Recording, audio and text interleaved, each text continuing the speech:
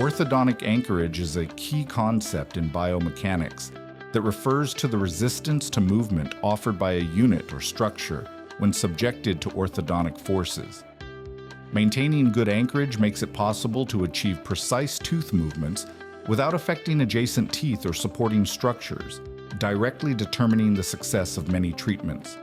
Traditionally, intraoral anchorage strategies, such as posterior teeth, and extraoral anchorage, such as headgear, are used.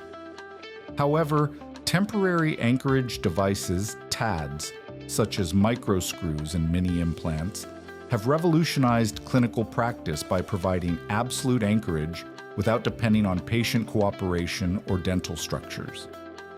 TADs are quick to place, minimally invasive and versatile in terms of location, allowing control of complex movements such as intrusion, distalization, or space closure with greater precision.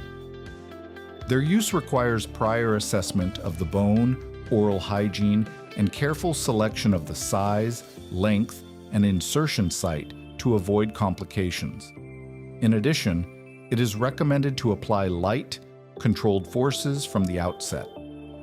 The biomechanics of anchorage considers the interaction of different force systems, such as arch wires, elastics, or springs, and their effects on active and anchorage units.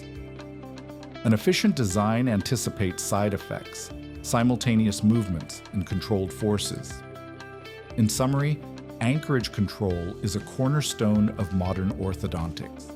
The combination of TADS and a rigorous biomechanical approach optimizes treatments, minimizes undesirable effects, and increases clinical efficiency, requiring the orthodontist to master the fundamentals and techniques of placement, loading, and maintenance of these devices.